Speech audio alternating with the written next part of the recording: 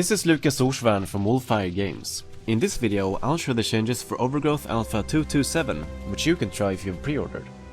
In this alpha, we included a port of our old rabbit game Lugaru into the Overgrowth engine. This gave us a chance to focus on how the Overgrowth mechanics work in the context of existing levels, and make sure they work well and create interesting gameplay situations.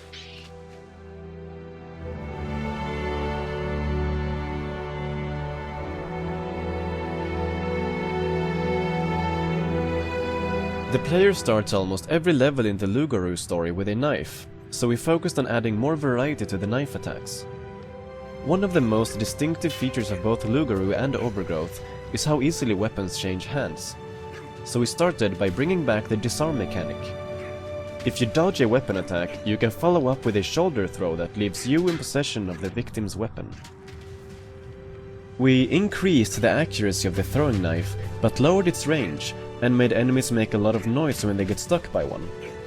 In combat, adrenaline can sometimes allow enemy rabbits to keep fighting with weapons stuck in them, but you can finish them off by twisting it out again when you throw your opponent. Wolves are fearsome enemies, and the tactics you use to fight a rabbit should be very different than those used to fight wolves. To that end, we're experimenting with making them only vulnerable to jump kicks and weapon attacks. This is intended to make fighting them more intense and satisfying, even in a one-on-one encounter.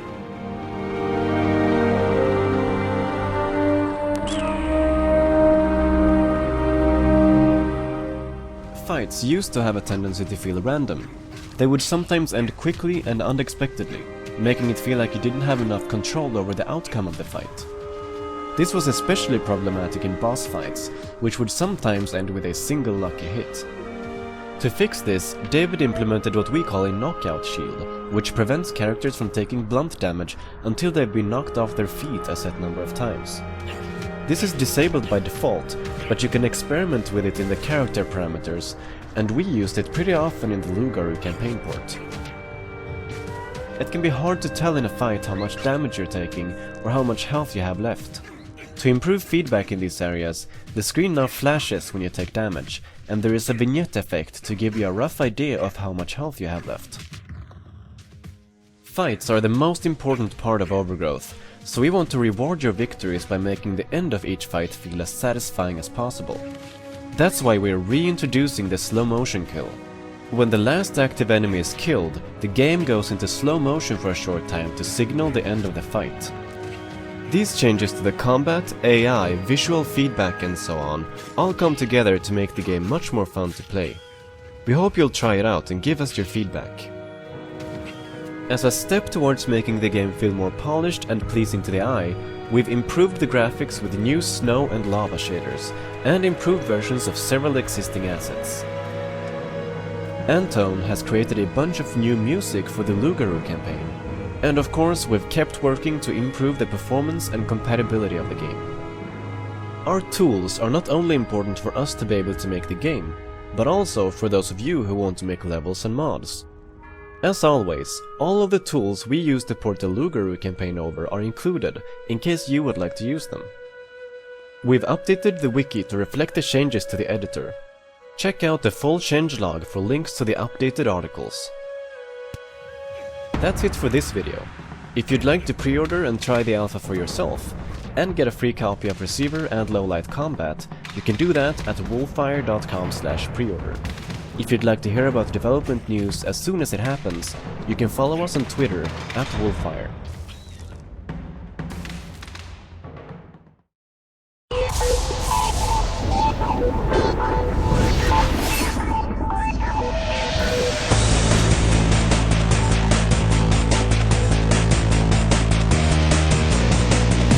Welcome, Maplers, to the guide for 5th Job, MapleStory's massive new game-changing update.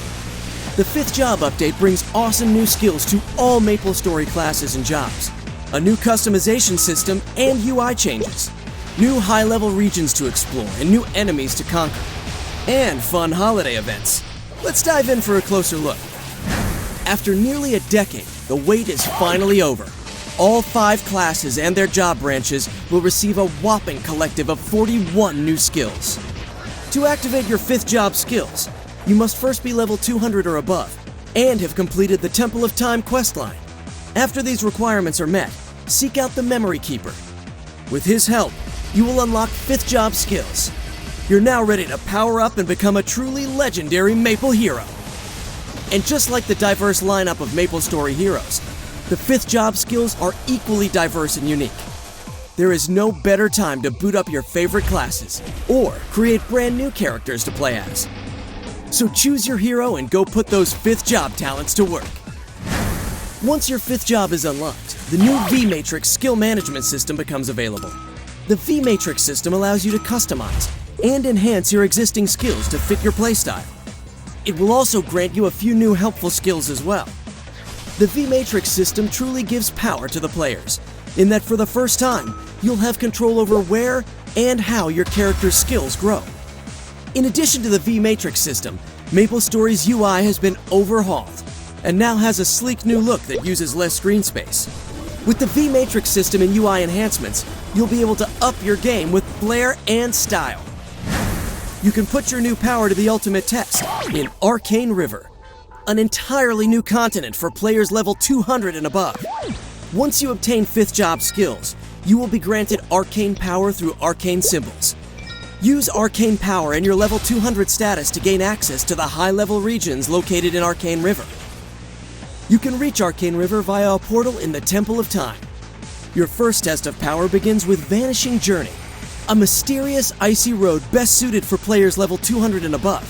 Survive Vanishing Journey to reach Choo Choo Island, a colorful but deadly tropic paradise for players level 210 and above.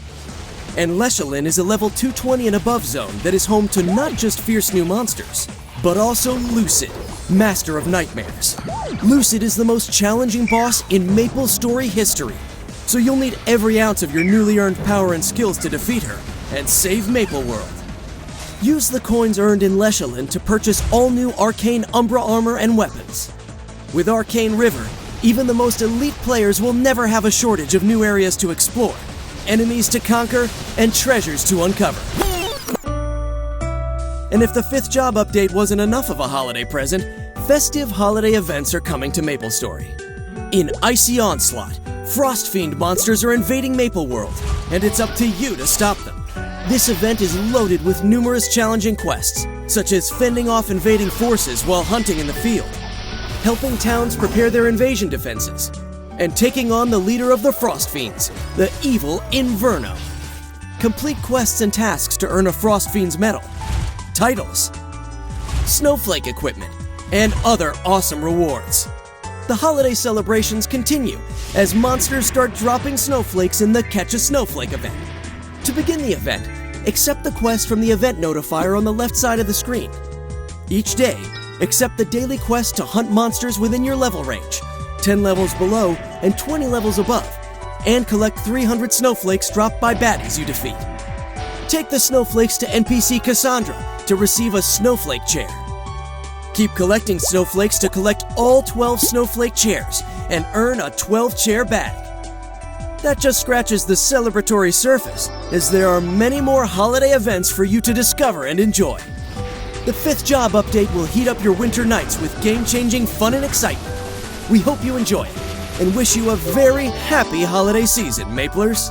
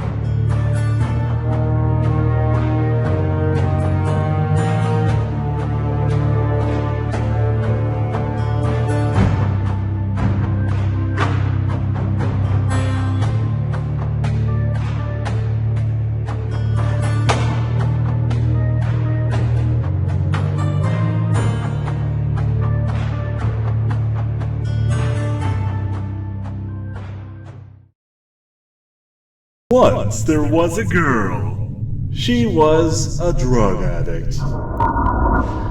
Those things. It wants pain.